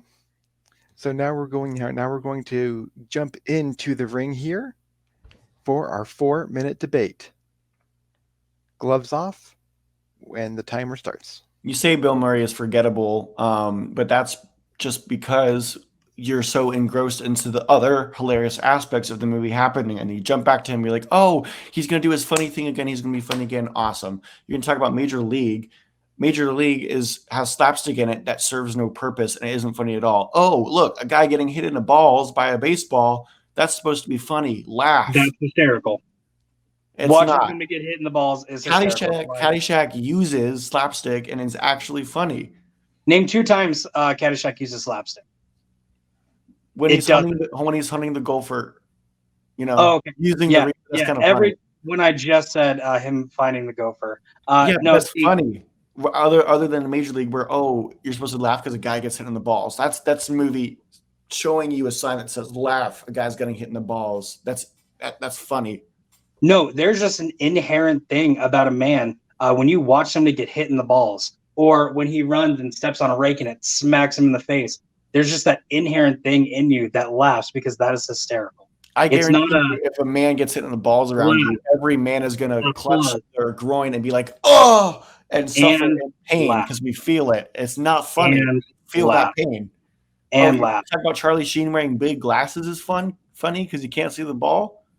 That is hysterical. Name me some more reasons where this movie is funny, because this movie has maybe one funny moment, and you just said it with the Jesus can't hit a curveball. That's probably the only funniest part of the movie. And then when Charlie Sheen has to wear these big ass glasses because he's this hotshot pitcher who can't throw a strike, he has to wear that. That's hysterical. During the practice scene, one of the players is arguing about his contract, and the coach is like, "You have to play." And they start negotiating. There's funny moments in there too. Like every single moment of Corbin Burnson and also Tom Berenger, who's a catcher with bad knees, every time they interact is hysterical. See, I can't name every single moment because I'd pretty much be quoting the movie. I only have 4 minutes, not an hour and 45 minutes. See, you actually enjoy watching these people interact with each other in Major League because they go from being misfits to an actual team. This is a team that's supposed to fail. This is a team that does not fail. They overcome the obstacles. You're rooting for them and laughing as you go. They're whether it's a funny joke, whether it's something funny that happens. Caddyshack had potential. You had 3 great comedic actors who just decided to spend the entire time doing impromptu, not actually interacting. The movie does not work. It is not written. It's not written at all. Your movie needs your characters to interact for it to be funny. That's what your movie needs. My movie does not need that to happen, which is why it doesn't happen. You have all these 3 separate storylines which take place in a similar area. Noah, and I'm watching a movie, not 3 stand-up specials. They're funny, each one of its own, and give you different comedic aspects, and they're all funny to watch. Your movie, yes, I have to interact. There's not really any funny moments in that movie. It's really just a sports movie with a little bit of comedy. No, just a little bit. I realize you do not understand that a movie needs people to interact with each other. I'm amazed that you are mind blown by, hey, you hire people to work together, not have 3 random people do their own little thing. Yeah, but you have the 3 major comedic forces in my movie who are doing their own thing, but they're interacting with their own cast, and that cast is being equally as funny with them. No, they are not. They do not work at all. Nobody, the supporting cast, Chevy Chase doesn't work with anybody. All right, the gloves definitely came off, and that was one hell of an open debate. So we are going to go over to Noah for his 1-minute closer. Let's get the timer up, and the timer starts when you start talking. Major League is just really a spoof and a knockoff of Bill Durham with a little bit of Moneyball in there. It's shamelessly formulaic at the beginning when it uses Randy Newman's iconic Ode to Cleveland. The movie has a lovely tone, and briefly you feel anticipation, as if the people making it might actually have an original point of view or some feel for the game. That hope is dashed, though, early on when you realize that they are cannibalizing every other baseball movie. You know, it boasts an enjoyable cast of misfit athletes, and yeah, it's this band that's supposed to come together, but it ultimately falls to predictable sports tropes and formulas. The baseball scenes are sometimes funny and triumphant, yet anything that attempts to add personal drama falls flat and has little depth. The characters are not much as a collection of emotions, feelings, or thought, but a list of quirky attributes to fill roles on the team. While Caddyshack, you have all these characters coming together. You have all these characters who have their separate, the 3 main guys have their separate storylines, really, who are interacting with the own cast. I apologize. I did not show the time on there. That's my fault. All right. So, Papa, time starts when you start talking. Fun fact, Caddyshack does not bring their 3 leads together. They are never together the entire time. This is 3 comedy specials. And it's snippet here, snippet here, snippet here. You're confused the entire time you're watching because it's not an actual story. Noah, I realize this baffles you, but a movie needs actors and actresses to work together to tell a story, to make somebody bigger randomly and somebody smaller randomly. It takes a lot of sports comedy tropes. You brought up Bill Durham, which came out the year earlier, which they're probably in production at the same time. I can't fact check that. And Moneyball came out way after Major League did. So nice try there. That's a moot point. Guess what? If it's not broke, don't fix it. There's a reason Tom and Jerry was successful for many, many years. If it makes someone laugh, they're going to laugh. Major League makes you laugh. Time. All right. So I do want to thank my competitors, both for giving us one hell of a round and for enduring with some of my dumbass little technical issues here. Fuck you, Noah. Sorry, I had to throw that in there because he was stopping me. And send one right back, Noah. Come on, you can do it. You know you want No, to. I'm above this. Oh, and shots fired I'm by not above shooting. petty, childish symbols. Shots fired by not, by taking pacifism. Way to be Andrew Garfield. All right. All right. This has turned into complete madness, and I am all here for it as we bring in our three judges. Normally, I'm sure Aaron would have had some good fact checking on that, but I'm not Aaron. I didn't fact check. So we're going to go straight on over to Zach here. Zach, within 60, 90 seconds. I went with Papa because the biggest thing that he brought up was the connection between the actors and how it actually makes the comedy stronger. And in Caddyshack, how none of the three big leads have any scenes together, and it's all three like separate stories. So for that, I'm going to go with Papa. All right. Thank you, Zach. Chris, your time starts now. I went with the same reason. You got to put out more depth, more laugh, and I think you really hit on how they interact with each other. I think that would have been a turning point of the argument. So yeah, Jacob. Compromise. Jacob. All right. Thank you very much. We're going to go ahead and send all our judges to the back. And we are going to bring in our competitors. Fun fact, I have not seen either Major League or Caddyshack. Don't watch Caddyshack because it's trash. Watch Major League. It's I actually actually watched the best moments of each, like a compilation for both. Oh, so you watched 2 minutes of Caddyshack. Amazing. I fucking hate you. I watched both of them. I like compilations of the best moments. Caddyshack was far funnier. Far funnier. All right. Well, we would debate this further, but we're not going to debate this any further. Instead, we are going to go to the blind round as we are now at a score of 2-2-2. And this is how, as soon as I can bring it up, this is how the blind round works. And yes, right here.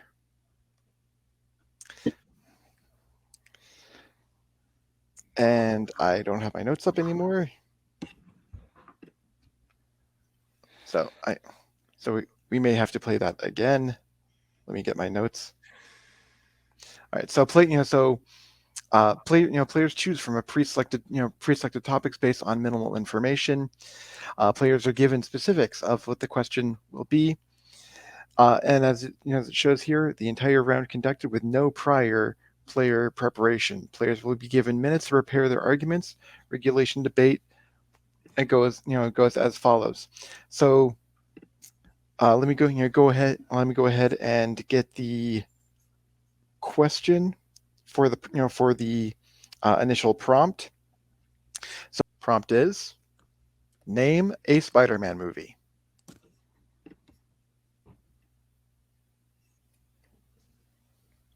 Spider-Man Into the Spider-Verse. Okay. The Amazing Spider-Man.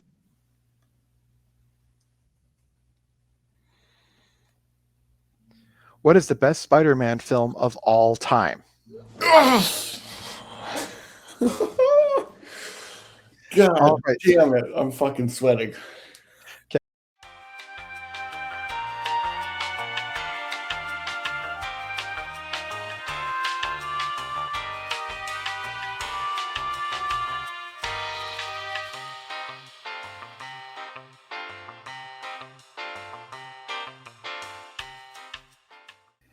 And we are back from the break. Our competitors have compiled their arguments. Noah, because you gave your answer first, you will be going first in the blind round. Let's go ahead and bring up our timer.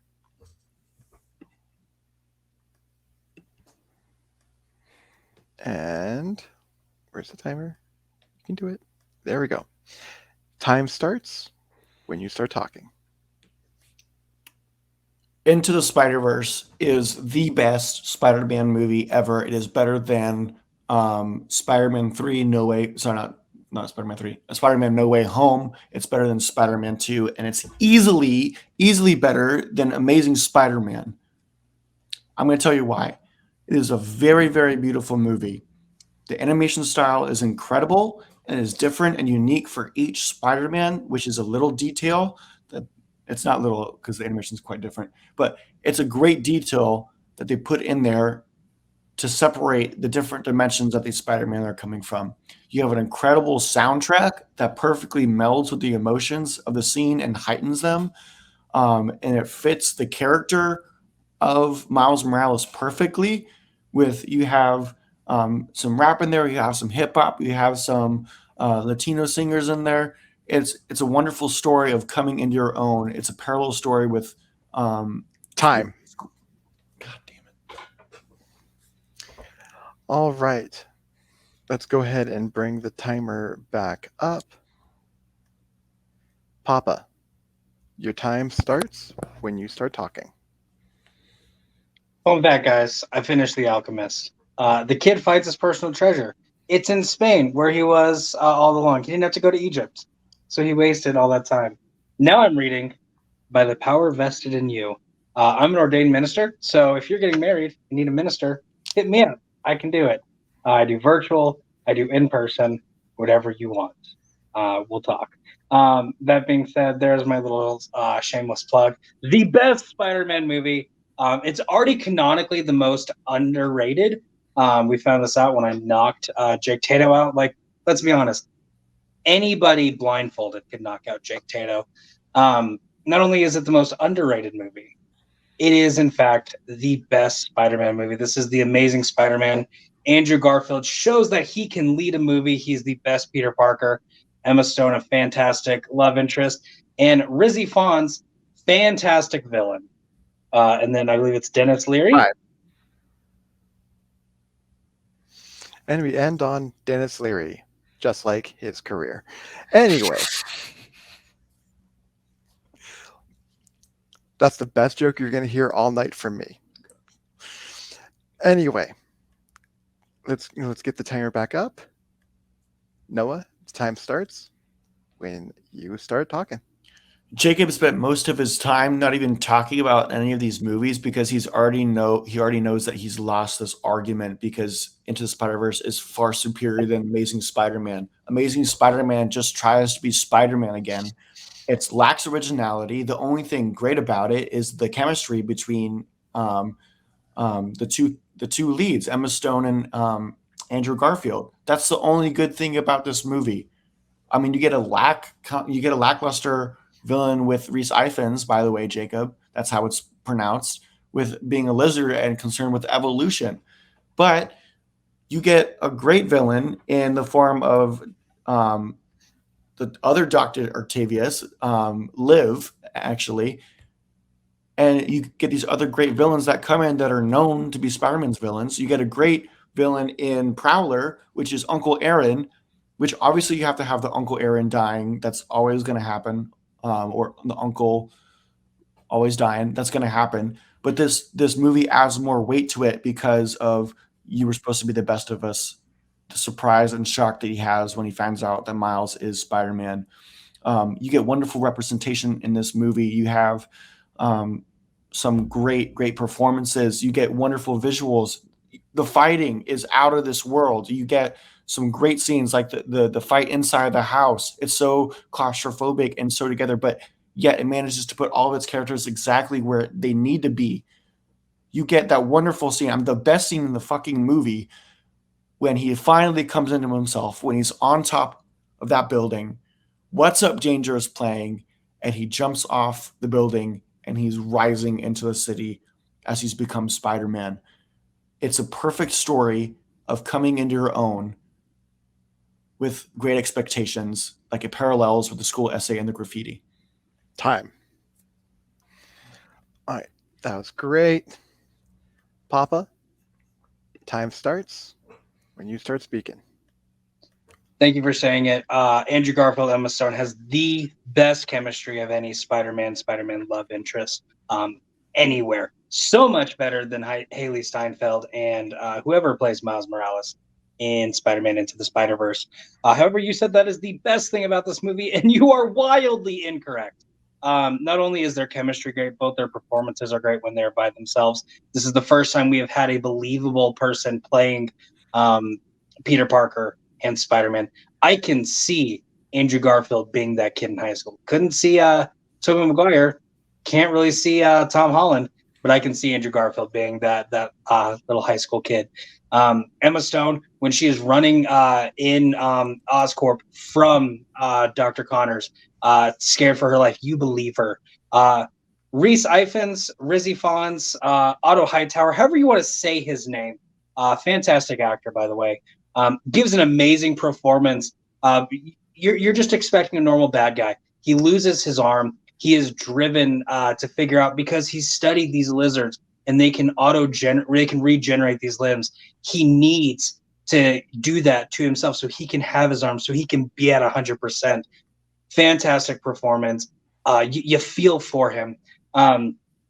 Sally Field as Aunt May. She's a lovable Aunt May and not a scared old lady like the other lady in the first Spider-Man movies. Dennis Leary as Captain Stacy. The moment when he pulls off the mask and you can just see oh crap, I understand. I have been living my life wrong. Spider-Man is a hero. And then his dying wish, stay away from Gwen. No matter what, he still cares for his daughter. You feel that. This movie is amazing. I'm tired of you trashing it. Spider-Man Into the Spider-Verse, I don't know what's going on. It's too much. There are like 8 different spider people in there. It kind of gets beaten over the head. Time. All right.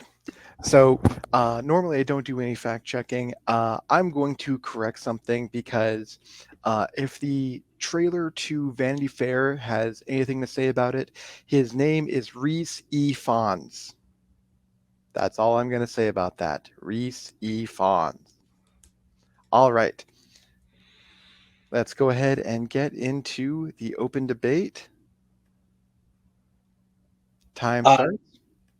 Okay. Keep going, Will. Keep going, Will. Okay, timer's going. Noah, I just have to say, Spider-Man Into the Spider-Verse is too much. You said Liv is the main villain. It's actually Kingpin. It's a little twist. She's just a little side villain. You also have Prowler and Tombstone. And you called me out on making a mistake that there's the main villain is actually Kingpin. Yeah, you're right. It is actually Kingpin. You're gonna say that it's oversaturated with villains and oversaturated with Spider-Man. Yes, but it focuses on the 3 main Spider-Man. It focuses on Miles Morales. It focuses on Peter, I think, B. Parker, the cynical Spider-Man. It focuses on Spider-Gwen, which are the best parts of this movie. You don't need to focus on the other Spider-Man. They only exist because it kind of makes the Spider-Verse a little cooler. You get to see different Spider-Man. You don't need to focus with each and every one. That would make it too much, too claustrophobic. You're exactly right. But it perfects these three storylines. You see Peter and Gwen react together. They have great chemistry with him going, hey, making that mistake, and then their friendship evolves over the entire movie of them learning how to become Spider-Man with her. And then you see Peter B. Parker, who was afraid to have kids, and this whole adventure, this whole thing with Miles is teaching him that it's okay. He doesn't have to be afraid, and he goes back to his own story, his own timeline, and it all works together. Yes, and you have these great moments of great character building, and then out of nowhere, John Mulaney, hi, I'm Peter Parker. And then Nick Cage pops out of nowhere, I'm Spider-Man. See, it's oversaturated, and it actually draws away. You have this amazing building, and then this weird, doesn't work comedy just gets thrown in, and it's way too much. I understand they were trying to be cute. They were trying to appeal to kids, but it was too much. It's a fun movie. I'll give you that. It's a good Spider-Man movie, but it is not the best. I also don't feel for any of these villains. Again, way too many villains. You can't. They try to shoehorn this. Kingpin's actually looking for his kid, his wife, and I believe it's his son. That is just randomly thrown in there because hey, we have to make our villains relatable. Whereas in my movie, you see why the villain is the bad guy from the second you meet him, and you don't have random shoehorns. I'm Peter Parker. The only way it takes away from the movie, the only way is that if it's too much, is if it takes away from the actual storyline, from the main storyline. With it doesn't. It doesn't. It actually adds to it and raises the storyline up. It doesn't take away from Miles' story. You don't have anything that's missing from his arc, from being this high school kid with no idea who he's supposed to be, to becoming knowing he's Spider-Man. It's the same with the villain. You have Kingpin, but you have all these other villains, but they're used correctly and accurately. Your movie, it's too similar to Raimi's world and simultaneously too different, and it just ends up being a whole bunch of neither. It doesn't try to be its own thing, and it tries to be something that's just not original. It tries to be the original Spider-Man, with an edgier Peter Parker, and with Gwen Stacy, with Emma Stone, and it might be fun to watch. Their relationship might be fun to watch, and they have chemistry. But that's the only good thing about this movie. You have Michael Sheen. I believe that's Michael Sheen. He doesn't really do much. He dies, and it's exactly like the first. It's like exactly like the first Uncle Ben who dies. He doesn't add anything different. That movie does not add anything different to Spider-Man. It adds nothing different to Spider-Man. It adds the actual gadgetry use, which is not in the original, the three Spider-Man. It also has a really interesting mystery on what happened to Peter's parents. Time. All right. This was definitely a wonderful, wonderful debate. Let's go ahead and let's get into our final closers here. Noah, let's get the timer up. Time starts when you start speaking. You know why no one cares about that mystery is because it's not interesting. No one gives a shit. And then they explore it in the second movie, and it's fucking awful. It's so bad. The only reason why people are going to come back and watch your movie is because No Way Home is making it relevant and making people want to watch Andrew Garfield again. It's not because it's a good movie. It's not. My movie is so much better. It's beautiful. It makes it look like a comic book in a good way. It doesn't try to shoehorn in all the action sounds or anything like a old cartoonish Batman would. It's its own movie, and it has those little artistic inserts in it, and it just elevates it to a whole new level. I mentioned the soundtrack. I listen to that soundtrack on a basis. It's amazing, and it elevates the story. You have wonderful parallel stories with the first Peter Parker, the second Peter Parker, and Miles. Time. Okay, we're going to get the timer back up. And Papa, your closing starts when you begin. The first Peter Parker gets very little interaction with Miles Morales. Good try there. You say nobody was interested in this whole mystery of who his parents are. Well, there's a reason they delved into it in the second one, because people were interested in it. Hey, it didn't work out. That's the Amazing Spider-Man 2's fault, not the Amazing Spider-Man's fault. You also have Flash Thompson, who is an asshole, which I love to see, and not Joe Manganiello, 50-year-old man trying to be a high schooler. Martin Sheen's barely in it. He's Uncle Ben. Who cares? He does give a great performance, though, and I'd be remiss if I did not say the Amazing Spider-Man has an amazing Stan Lee cameo where he is a librarian, and in the background you have Peter Parker and Lizard fighting each other. Yeah, that amazing scene where that table comes at him and then gets flung back. Amazing, funny comedy, but not too much like what happens in Into the Spider-Verse. I almost had a seizure in that last battle. It's not good. Time. Okay. What a tangle web we have weaved in this debate.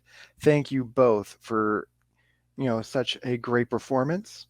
I'm going to move you to the back. I'm going to bring myself back on. And we are going to bring in our judges.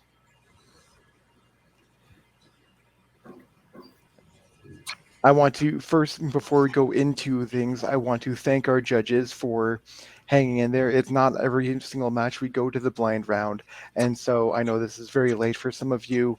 So again, I thank you for staying in there for us. Chris, uh, 60 seconds, 60 seconds of less, if we can. Time starts now. It's simple. I went back before, and I went with Noah. I think it was just a little bit of him just pointing out Denver after Denver and able to defend a lot of what Jacob said, and him pointing out the poignant of all the Spider-Man and what mentioned in another one of them. Okay, so we have one for Noah. Mr. Richard. Hey, everybody. Want everybody to know, also an ordained minister, and I will make far less horrible jokes at your service. Secondly, Noah saying he listens to the soundtrack on a basis. That goes to me too. I also listen to it on a basis. I don't listen to it on any basis. So we both have that in common that we listen to that soundtrack on a basis. That being said, I go no. Okay.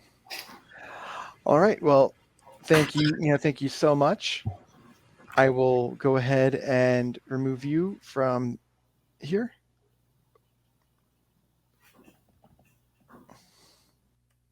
There we go. And your winner, McLovin Noah McCausland, with a score of 3-2. This was a banger of a match. And we're going to go ahead and talk to our big winner tonight. Let me go ahead and update that that lovely little banner now.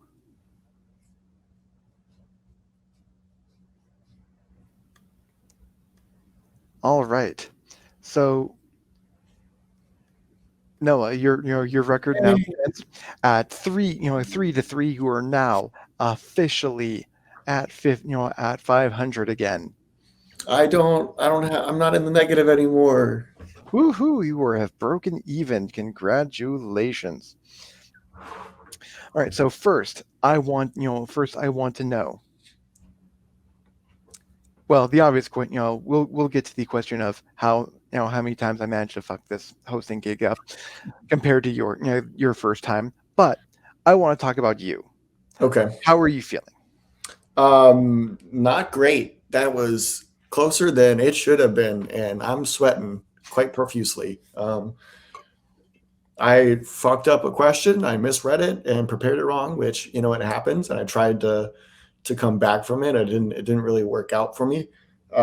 So Papa got that for me, and he just effortlessly would just waste time in his 60-minute opening, and yet somehow like make me sweat and bring up really good points. And that's got to be props on him. And I didn't prepare as much or as soon as I should have. I literally sat down and watched 2 of these movies today. I have not seen Caddyshack or Major League, so he definitely got me there.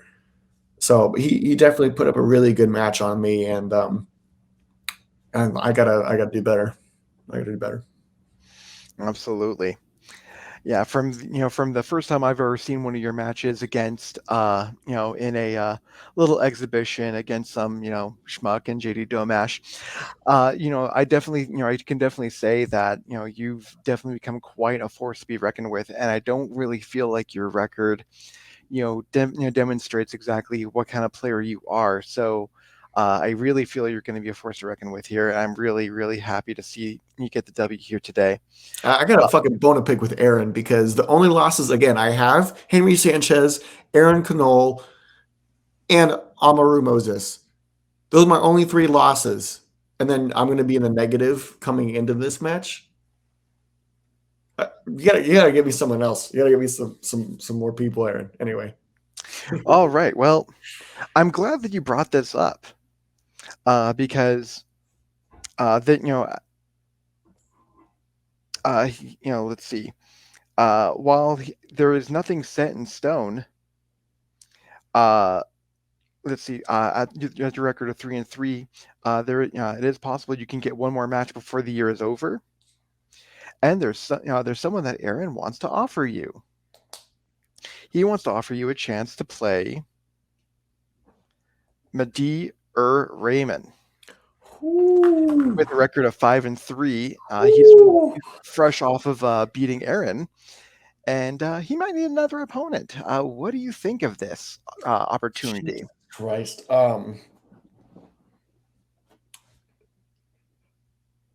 I want to take it regardless, but this is again another instance of it doesn't matter how I win and how if I lose and how much I lose by, it's still going to be a loss and it's still going to reflect on my record as being negative. And he's another top tier competitor. He's gone toe to toe with Henry. He's gone toe to toe with Aaron himself and some other people that are very well respected in this community. So it's going to be a similar situation. But again, I'm happy to play him. He's going to be another person to test my mettle and to prove myself against. So bring it on. And absolutely. All right. Well, Noah, I want to congratulate you again for, just being just a wonderful competitor tonight. And I'm going to go ahead and put you to the back of the stage, and we're going to talk to Papa. There he is. Papa, how goes it? What do you want me to say? Okay. Well, I want you to just be, just now is the time. Pretend I'm your therapist. I'm sure I kind of look like him already. Vent your frustrations to me. Well, I will definitely say you are a lot more attractive than my therapist. He's a 75-year-old man. Where the fuck did little Sean go? I actually got scared because he's not where he's normally, and he's a piece of paper. I didn't want to be here. I got these questions, and I didn't want to do them. And then Noah's like, fuck Papa. And I'm like, I got to shut this kid up. Noah, thank you for picking someone who I still have no idea who he is, and I have no intention of watching anything he has ever done. I hope he digs a hole and lays in it. Congrats. You beat me in the blind round. You beat me in 4 questions last time. You say you're getting better. False. You're getting worse. I hope Madi beats you in 2 questions. Which is physically fucking impossible, but it would still be interesting to see if that could happen. Anyway, let's go ahead and talk about, let's go ahead and talk, some more business here. So at your record of 2-4, unfortunately, Jacob, that does end your season for this season. Yes. Now, if he wants to, of course, you're more than welcome to come back in 2023. How do you feel about that? So I had you at 72 fuck ups. That was 73. See, most people have the option of coming back if they want to. I am contractually obligated to show up until 2028. 2029, that's going to be my year. So unfortunately, everybody, you will see Papa next year. Yeah. And, there's a fuck up in Papa's corner because he assumes that I was given all the contracts before taking this hosting gig. Ha, ha, ha, ha, ha. But, Papa, it is always a great, I will say this. It's always great to see you on camera. The fact that you can make Noah sweat just by plugging your minister gig and just watching him panic about that was kind of enjoyable for me, and for the pure Schadenfreude of it. But that's what you do. You are an agent of chaos, and that's always great to see. So I'm looking forward to seeing what kind of fresh hell you unleash in 2023. So are you ready for this though, Will? So you're supposed to ask everybody, is there anyone they would like to go up against? And I don't know if I interrupted you when I was bringing up my contract. But according to my contract, Section 12, Article 15, it says Papa is given whoever is thrown in front of him. He does not have the option of choosing. Then we get into Section 16. and this is my favorite. It says, if anybody annoys Papa enough, he can ask the commissioner, Aaron Cannoli, very nicely. And Aaron can decide to make the match happen or decide not to make the match happen. It's the actually only thing I put in the contract. Everything else was his doing. And that being said, there is a little annoying piece of shit walking around Florida right now thinking, I think it would be fun to go up against Papa. Papa wins my next trivia match. Zach Shelton, you annoying piece of shit. I'm calling you out right now. Next year, you're going to get your ass handed to you by Joe. He's going to knock you out in one question because you're going to cry and go home after that, even though you're already home. You're going to leave your house, walk a couple blocks down, and then go back home. And then I'm going to take you and I'm going to punish that small ass of yours. And you're going to want to quit. And then you're ready for this? Aaron Cannoli, I didn't want to be here. You made me do that. After I'm done with Zach Shelton, you're next. Papa out. Yeah, I have no idea what the hell is going on anymore. But that's Battlegrounds for you. All right, so we had some just wild rounds talking about Star Wars, talking about the Oceans franchise, talking about Spider-Man, talking about all sorts of crazy shit tonight. What have we learned? We have learned absolutely nothing. But what we can know for certain is that this was one hell of a match. So I thank you, Noah. I thank you, Papa. And I thank my wonderful judges, Chris, Richard, aka John Marr, and Zach. Thank you all so much for joining in. If you have not done so already, of course, like, share, and subscribe. There's all sorts of craziness coming up, and there is some great there's some great upcoming matches coming up. This upcoming weekend, we have the 2022 Movie Battleground annual tournament beginning with 2 matches. On Saturday, we have the number 1 seed going up against the number 16 seed going down. That's Chad Webb, who is fresh off a title match and wanting to make it back. And in his way, first is Alejandro Hernandez, looking to be the ultimate upset. And then on Sunday, we have Jordan Owens versus Jay Burns, the number 8 and the number 9 seeds. The battle of 2 styles, that'll be interesting to watch. Once again, I thank you so much for your time. Hope to see you again all soon. Good night.